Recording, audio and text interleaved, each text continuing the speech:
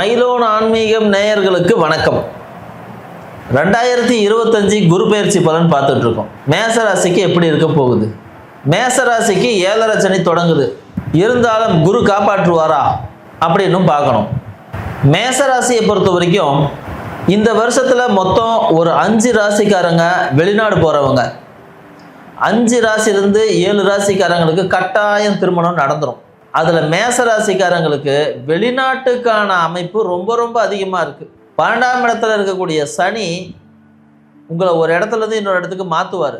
12ல் இருக்கக்கூடிய சனி உங்கள் காலில் ஒரு சூடு, கொப்பளம், இதனால் காலில் அடிபடுறது, குதிகால் வலியை போன்ற விஷயம் தருவார். கட்டாயம்தான் தருவார். இருந்தாலும் வெளிநாட்டில் கொண்டு போயிட்டு உட்கார வச்சு உங்களுக்கு ஒரு நல்ல வேலையும் கொடுப்பாரு. ஒரு இடத்துலேருந்து இன்னொரு இடத்துக்கு மாற்றுவார். குறிப்பாக ஐரோப்பாவுக்கு போகிறவங்களுக்கும், ஜெர்மன் போகிறவங்க, ஆஸ்திரேலியா போகிறவங்க, துபாய் போகிறவங்க, இந்த நாடுகளுக்குள்ளே போகிறவங்களுக்கு நல்ல அற்புதமான வாய்ப்புகள் இருக்குது. கல்வின்னு சொல்லும்போது மேசராசிக்காரங்க குடும்பத்தில் ஒருத்தர் இயந்திர கல்வி கண்டிப்பாக இருக்கும். உங்கள் வீட்டில் இல்லை உங்கள் குடும்பத்தில் படிக்கிற வயசில் ஒருத்தர் இருக்காருன்னா சிவில் இன்ஜினியர், யூபிஎஸ்சிக்காக தயார் பண்ணுறவங்க, டிஎன்பிஎஸ்சிக்காக தயார் பண்ணுறவங்க, இது போன்ற நபர்கள் கண்டிப்பாக இருப்பாங்க. 3ஆம் இடத்துல இருக்கக்கூடிய குரு பகவான் கல்வியில் ஒரு நல்ல ஒரு நிலையை கொடுக்கும். 5ல் இருக்கிற கேது அதை இன்னும் கொஞ்சம் பூஸ்ட் பண்ணி ஆழமாக புரிஞ்சிக்கிறதுக்கான சரியான வழிமுறைகளை காட்டும். உங்களுக்கு ஒரு நல்ல குருமார் கிடைக்க போகிறாங்கன்னு அர்த்தம். சரியான ஒரு நல்ல குருமார் கிடைப்பதன் மூலமாக உங்களுக்கு ஆழமான புரிதல் ஏற்படும். மேலாண்மை சார்ந்த கல்வி, இயந்திரம் சார்ந்த கல்வி, கெமிக்கல் மெட்டல் சார்ந்த கல்வி, மண், கல், ஆயுத தயாரிப்பு, இரும்பு உருக்கு, ரியல் எஸ்டேட், இது போன்ற துறையில் இருக்கிறவங்க எல்லாத்துக்கும் ரொம்ப அற்புதமான காலம். விளையாட்டு வீரர்களுக்கு நல்ல ஒரு வாய்ப்பு கிடைக்கும். எப்போவுமே எல்லா ராசிக்காரங்களுக்கும் முழு கெட்டதும் நடக்காது, முழு நல்லதும் நடக்காது. ஆனால் ஒரு குறிப்பிட்ட ஏரியாவில் மட்டும் நல்லது நடக்கும். ஒரு குறிப்பிட்ட ஏரியாவில் எல்லாம் அவங்க எதிர்பார்த்தது நடக்காமல் போயிடும். சில நேரம் நேர்மாறாகவும் போயிடும். அப்போ உங்களுக்கு இந்த வருஷம் எந்தெந்த ஏரியா ரொம்ப ஷார்ப்பாக ஒர்க் அவுட் ஆக தயாராக இருக்குது, இதை தெரிஞ்சுக்கிட்டோம்னா உங்கள் வாழ்க்கையை இன்னும் கொஞ்சம் ஈஸி பண்ணிக்க முடியும். ஜோதிடமாகவே நமக்கு வாழ்க்கையை ஈஸி பண்ணுறதுக்கான ஒரு கருவி தானே. அந்த வகையில் பார்க்கும்போது 11 ராகு இருக்குது, 3ல் குரு இருக்குது. விவசாயத்துலேயும் ரொம்ப ஒரு அற்புதமான ஒரு காலகட்டம் எது அப்படின்னா மேசராசிக்கு இதுதான். நான் சொன்ன தொழில் எல்லாமே பார்த்தீங்கன்னா கொஞ்சம் கடுமையாக உழைக்கிற மாதிரியான தொழிலே தான் சொல்லியிருப்பேன். ஆமாம், உங்களுக்கு கடுமையாக உழைக்கக்கூடிய காலம் வந்துருச்சு. கொஞ்சம் ஈஸியாக இருக்கும் அப்படின்னு சொல்ல முடியாது. ஆனால் உங்கள் ஒவ்வொரு உழைப்புக்கும் அதற்குரிய ஊதியத்தை, அதற்கு உரிய தக்க சன்மானத்தை தரக்கூடிய ஒரு வருஷமாக இந்த வருஷம் இருக்குமா அப்படின்னு கேட்டால் ஆமாம். ஒரு இடத்துல உட்கார விடாதுங்க, துரத்திக்கிட்டே இருக்கும். இல்லை பல்வேறு சிந்தனைகளோடு இருந்த உங்களை சேனலைஸ் பண்ணி ஒரு ஏரியாவுக்குள்ளே விடும். முதல்ல பயங்கரமாக யோசனை வருமாப்பா, இப்போ ஒன்றும் யோசனையே வரமாட்டேங்குது அப்படின்னு நீங்களே சொல்லுவீங்க. மைண்ட் ஒரு மாதிரி டல்லாக இருக்குது அப்படின்னு ஃபீல் பண்ணுவீங்க. ஏன்னா உங்கள் எனர்ஜி சேனலைஸ் பண்ணப்படுது. ஒரு குறிப்பிட்ட இடத்துல உங்கள் கவனத்தை கொண்டு போய் வச்சுட்டா அந்த வச்ச கவனம் அதே ரூட்டில் போகும். கவனச்சிதறல் இல்லாமல் ஒருமுகத்தன்மையோடு ஒரு குறிப்பிட்ட தொழிலிலோ இல்லை ஒரு குறிப்பிட்ட பாதையிலேயோ போய் வெற்றி அடையக்கூடியது. அது மேசராசிக்கு இந்த வருஷம் எழுதப்பட்டிருக்கு.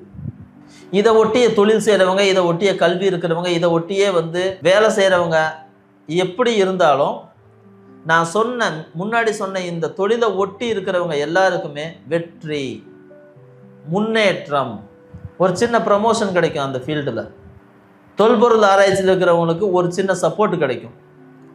பழைய ப்ராஜெக்ட் ஒன்று மறுபடியும் செய்யுங்க அப்படின்வாங்க. அது உங்களுக்கு ரொம்ப பிடிச்ச ப்ராஜெக்டாக இருக்கும். இதுபோல் நிறைய விஷயங்களை முன்னோக்கி நகர்த்தக்கூடிய காலகட்டமாக இருக்கும். உங்களுக்கு பிடிச்ச ஏரியாவில் நீங்கள் வேலை செய்வதற்கான காலகட்டமாக இருக்கும். விளையாட்டு வீரர்களுக்கு அவ்வளோ அற்புதமான காலகட்டம். ஒரு பக்கம் ஊக்கம் கொடுக்க சரியான ஒரு கோச் கிடைப்பாரு, இன்னொரு பக்கம் வாய்ப்பு கிடைக்கும், இதன் முடிவாக உங்களுக்கு வெற்றியும் கிடைக்கும். எப்படி பார்த்தாலும் மேசராசிக்கு உழைப்புக்கு ஏற்ற ஊதியம் இல்லை, உழைப்புக்கு விட 2 மடங்கு 3 மடங்கு அதிகப்படியான ஊதியம் கிடைப்பதற்கு ஒரு அற்புதமான காலகட்டம் இது. மேசராசிக்காரங்களுக்கு அக்டோபர்லேருந்து டிசம்பர் வரைக்கும் வரக்கூடிய 3 மாத காலத்தில் திடீர்னு ஒரு கல்யாண வாய்ப்பு வரும். திடீர் கல்யாணம். அந்த கல்யாணத்தை முன்னாடி நின்று கொண்டு போகிறது தாய் வழி சார்ந்த உறவுகளாக இருக்கும்.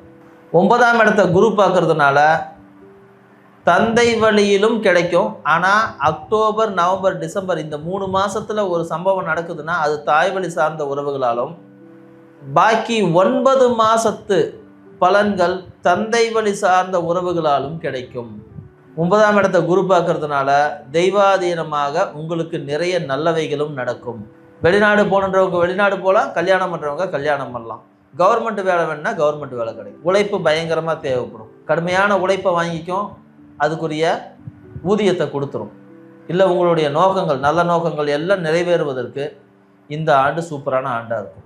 சரிங்க, எல்லாம் நல்லதாகவே சொல்கிறீங்க, சிக்கல் ஒன்றும் இல்லையா? இருக்கு. உங்களுக்கு சிக்கலை உருவாக்குறவங்களே ஒரு 2-3 பேர் தான். முதல் ஆள் யாருங்க? அண்ணன் இல்லையா தம்பி. சகோதர வகையில் கட்டாயம் சிக்கல் உண்டு. சொத்து சார்ந்த பிரச்சனை, இல்லைனா அண்ணன் இவ்வளவு நாள் உங்கள் குடும்பத்துக்கு ஏதோ உதவி செஞ்சுட்டு இருந்த ஒரு டக்குன்னு நிறுத்திடுவார். உங்களுக்கும் அண்ணன் தம்பிக்குள்ளே ஏதோ ஒரு பிரச்சனை வரும், சம்மந்தமே இல்லாமல் ஒரு பிரச்சனை வரும். அப்பாவுக்கும் சித்தப்பாவுக்கும் ஒரு பிரச்சனை வரும், அதனுடைய பாதிப்பு உங்களுக்கு வரும். இதுபோல் உறவுகள் சார்ந்த பிரச்சனை, குறிப்பாக சித்தப்பா, உங்களுடைய சகோதரி இல்லை உங்களுடைய சகோதரன், உங்களுடைய இளைய சகோதரியால் கண்டிப்பாக பிரச்சனை உண்டு, நெருக்கடி உண்டு. ஒரு பக்கம் நன்மையாக இருக்கும், இன்னொரு பக்கம் தீமையாக இருக்கும். சொந்த தொழில் செய்கிறவங்களுக்கு நிறைய லாபத்தை கொடுத்துரும். சொத்து தகரான்னு சொல்லிட்டு அப்பாவும் சித்தப்பாவும் சண்டை போட்டுக்கிட்டு அங்கே ஒரு கேஸ் வரும். அப்படி இல்லையா, உங்களுக்கும் உங்கள் அண்ணனுக்கும் ஒரு பிரச்சனை வரும். இளைய சகோதரி இருந்தால் கண்டிப்பாக இளைய சகோதரி கூட ஒரு சிக்கல் உண்டு. உங்களுக்கு அண்ணன் இருந்தார்னா அவரு கூட ஒரு சிக்கல் உண்டு. அப்பாவுக்கு சித்தப்பா கூட கண்டிப்பாக சிக்கல் உண்டு, தவிர்க்க முடியாது. அப்பாவுக்கும் அம்மாவுக்குமே கூட சில நேரங்களில் முட்டல் மோதல் வரலாம். இதுக்கு காரணமாக யாராக இருப்பாங்கன்னா, ஒன்று சகோதரியாக இருக்கும், இல்லை சித்தப்பாவாக இருக்கும். மொத்தத்தில் இந்த ஒரு உறவுக்குள்ளே மட்டும் கொஞ்சம் கொஞ்சம் சிக்கல் வரும். நீங்கள் ஒரு குடும்பத்தை வழிநடத்தக்கூடிய நபராக இருந்தால் இந்த சிக்கல்கள் உங்கள் தலைமையில் விழும். இதுக்கெல்லாம் பஞ்சாயத்து பண்ணி சரி பண்ணி முடிவெடுத்து செய்ய வேண்டியது நீங்களாக இருப்பீங்க. அப்படி இல்லைங்க, நான் ஒரு காலேஜ் தான் படிக்கிறேன், ஸ்கூலு தான் படிக்கிறேன், எனக்கு வயசாகிடுச்சிங்க 60 வயசுக்கு மேலே அப்படின்னா உங்களுக்கு இது பெரிய அளவில் பாதிப்பை கொடுக்காது. 2 பாயிண்ட் தான், சிக்கலும் இருக்கும் தீர்வும் இருக்கும். இந்த வயசுக்காரங்களுக்கு தான் அது சிக்கலாக போய் முடியும். மேசராசிக்காரங்களுக்கு போன வருடத்தில் திருமணம், குழந்தை பிறப்பு, வீடு கட்டுறது அப்படின்னு நிறைய நடந்திருக்கும். தங்கம் வாங்கிறது, இல்லைன்னா வீட்டுக்கு கார் வாங்குறது, இப்படி நிறைய நடந்திருக்கும். அதெல்லாம் நல்ல விஷயங்கள். ஆனால் எல்லாமே கடனில் நடந்திருக்கும், அது தனிக்கதை. கடனை அடைக்கக்கூடிய வாய்ப்பு வருமா அப்படின்னா நல்ல பெரிய வாய்ப்புகள் வரும். அந்த வாய்ப்பு பணமாக மாறுமா அப்படின்னா கொஞ்சம் லேட்டாக தான் மாறும். ப்ரமோஷன் கிடைச்சிடும், வேலை அதிகமாக கிடைச்சிடும், சம்பளம் வந்துடும். ஆனால் தொழில் செய்கிறவங்களுக்கு புது வாய்ப்பு கிடைக்கும். அடுத்த வருஷத்துக்கு இந்த மாதிரி ஒரு வேலை செய்யலான்னு ஒரு அக்ரிமெண்ட் போடுவாங்க. சினிமாவில் இருக்கிறவங்களுக்கு ஒரு அக்ரிமெண்ட் போடுவாங்க, மீடியாவில் இருக்கிறவங்க அக்ரிமெண்ட் போடுவாங்க. மெஷினரி, மெட்டல், அப்புறம் இரும்பு, இது சம்மந்தப்பட்ட இருக்கிறவங்களுக்கு கனரக வாகனம், இவங்களுக்கெல்லாம் டக்குன்னு ஒரு ஒப்பந்தம் போடுவாங்க. ஒப்பந்தத்தின் மூலம் லாபம் அடையும். ஒப்பந்தத்தின் மூலம் நீங்கள் ஜெயிப்பதற்கான ஒரு அற்புதமான வாய்ப்பு கிடைக்கும். புதிய புதிய ஒப்பந்தங்கள் கைகூடும். ஒரு பக்கம் மரியாதை வரும், கௌரவம் வரும், பொருளாதார வாழ்க்கை நல்லா இருக்கும். இன்னொரு பக்கத்தில் பார்த்தீங்கன்னா குடும்பத்துக்குள்ளே தான் இந்த சிக்கல் எல்லாம் வந்துட்டு இருக்கும். கணவன் மனைவி சிக்கல் வராதுங்க, கட்டாயம் கணவன் மனைவி சிக்கல் வராது. உங்களை சுற்றி இருக்கிறவங்களுக்குள்ள சிக்கல், நிறைய சிக்கல் வந்துட்டு இருக்கும். அதனுடைய வினையை நீங்கள் அனுபவிக்க வேண்டிய கட்டாயம் இருக்கும். அவ்வளவுதான். உங்களுக்கு இந்த வருஷம் வரக்கூடிய பொதுவான நோய்கள், வெப்பம் சார்ந்த நோய்கள் தான் அதிகம் வரும். அப்புறம் கொஞ்சம் வாதம் சார்ந்த நோய்கள், கழுத்து பிடிச்சிக்குது, முதுகு பிடிக்குது, இல்லைன்னா மூச்சு பிடிப்பு, உடம்பு ஹீட் ஆகிட்டு, தலை ஹீட் ஆகிட்டு, முடி உதிர்வது, ரத்தம் சூடாகி போகிறது, இது போன்ற விஷயங்கள் எல்லாம் வந்து உங்களுக்கு நெகட்டிவாக தான் இருக்குது. ஸோ அதை கொஞ்சம் பாடி டெம்பரேச்சர் மெயின்டைன் பண்ணுற மாதிரி கொஞ்சம் கூலிங்கான பொருட்களை சாப்பிட்டு உங்களுடைய உடல்லையே நீங்கள் சரிவர கையாண்டால் முக்கால்வாசி பிரச்சனை தீர்ந்துடும். 10% அளவுக்கு தான் சிக்கல் வரும். அந்த 10% அளவான சிக்கலும் கூட எங்கன்னா ரொம்ப ஹெவியாக இருந்து சர்ஜரி பண்ண வேண்டிய கட்டாயம் இருந்தால் செய்வீங்க. மேசராசிக்காரங்க வீட்டில் ஒருத்தருக்கு வயதானவங்க யாராவது இருந்தாங்க அப்படின்னா அவங்களுக்கு ஹார்ட் சம்பந்தமான பிரச்சனை வந்து அதுக்கு ஒரு வைத்தியம் நடக்கும், கட்டாயம் நடக்கும். அப்படி இல்லைன்னா ஹார்ட்டில் வந்து இந்த பல்பிட்டேஷன் அப்படின்னு சொல்லக்கூடிய ஒரு சிக்கல் வரும், இதய படபடப்பு. இந்த சின்ன சின்ன விஷயம்தான் கடந்து போகிறதுக்கு நிறைய வந்து சாத்தியக்கூறுகள் இருக்குது. அதை நீங்கள் எப்படி கையாளுறீங்க அப்படிங்கிறத பொறுத்து நீங்கள் ஜெயிப்பதற்கான அதிகப்படியான வாய்ப்புகளும் இருக்குது. அதே போல் கவனமாக இருக்க வேண்டிய இடம், தீ சம்பந்தமான இடம், கரண்ட்டு, வண்டி வாகனம், இந்த விஷயங்கள்லாம் சர்க்கஸ் பண்ணுற வேலை வேண்டாம். கவனமாக போங்க, கவனமாக வாங்க. வண்டியோட கண்டிஷன் எப்பவும் கரெக்டாக இருக்கிற மாதிரி பார்த்துக்குங்க. சரிங்க, இவ்வளவு சொல்லிட்டோம், எல்லாம் நம்ம கை மீறி ஏதோ 1-2 நடந்து போச்சிங்க, எப்படிங்க சரி பண்ணுறது அப்படின்னா கடைசியாக நமக்கு தெய்வ வழிபாடு தான். தெய்வ வழிபாடு உங்களை வழிநடத்தும், முன்னேற்றும், இல்லைன்னா உங்களுக்கு ஒரு ரிலாக்ஸாவது கொடுக்கும். சின்னதாக ஒரு தீர்வை கொடுத்த ரொம்ப நெருக்கடி இல்லாமல் உங்களை காப்பாற்ற செய்யும்.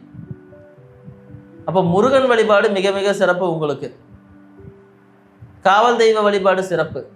விநாயகர் வழிபாடு கூட உங்களுக்கு சிறப்பை தரும். ஒரு அரச மரமும் வேப்ப மரமும் சேர்ந்துருக்கிற ஒரு விநாயகரை பிடிச்சிக்கிங்க. வள்ளி தெய்வானையோடு இருக்கக்கூடிய ஒரு முருகரை பிடிச்சிக்கிங்க. திருச்செந்தூர் முடிஞ்சால் ஒரு முறை போயிட்டு வாங்க.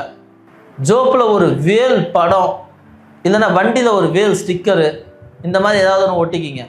சிவப்பு கலர் ஸ்டிக்கரு, இதெல்லாம் வந்து உங்களை காப்பாற்றும். வேலெல்லாம் எப்படி காப்பாற்றுனா காப்பாற்றுங்க, நம்பிக்கையோடு செஞ்சால் எல்லாமே காப்பாற்றும். நம்பிக்கை தானே வாழ்க்கை.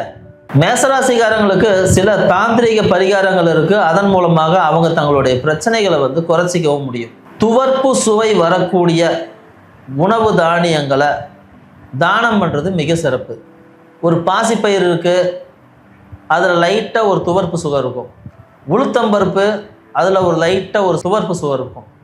அப்போ இந்த பாசிப்பயிரோ, வெந்தயம், இல்லை அப்படின்னா துவரம்பருப்பு, இந்த 3 முளைப்பு கட்டி அதில் கொஞ்சம் வெல்லம் போட்டு அதை ஒரு பிரசாதம் போல் தயார் பண்ணி கோயிலில் போயிட்டு கொடுக்கணும். ஒரு முருகன் கோயிலில் போயிட்டு செவ்வாய்க்கிழமையில் இல்லைன்னா வியாழக்கிழமையில் நீங்கள் கொடுத்துட்டு வாங்க. ஞாயிற்றுக்கிழமை, செவ்வாய்க்கிழமை, வியாழக்கிழமை, இந்த 3 நாளில் எந்த நாள் வேணாலும் காலையிலையோ மாலையிலையோ கோயிலுக்கு போகும்போது இந்த நான் சொன்ன தானியத்தை பிரசாதமாக கொடுங்க. இது வந்து ஒரு தாந்திரிக பரிகாரம். செம்பில் ஒரு சின்னதாக ஒரு மோதிரம் மாதிரி போட்டுக்குங்க. இல்லையா வீட்டு வாசலில் ஒரு சின்ன செம்பு தகடை ஒன்று அடித்து வச்சுருங்க. இல்லையா வீட்டு வாசலில் குளிப்பறித்து ஒரு சின்ன செம்பு தகடை போட்டு மூடி வச்சுருங்க. இதெல்லாம் வந்து ஒரு தாந்திரிக பரிகாரங்கள். நமக்கு வரக்கூடிய முக்கால்வாசி பிரச்சனையை உங்கள் வீட்டில் ஒரு மேசராசிக்காரங்க இருந்தாலும் இல்லை நீங்களே அந்த மேசராசிக்காரங்களாக இருந்தாலும் நான் சொல்லக்கூடிய பரிகாரங்களை செய்யும்போது உங்களுக்கு ஒரு மிகப்பெரிய தீர்வு கிடைக்கும், ஒரு ரிலீஃப் கிடைக்கும்.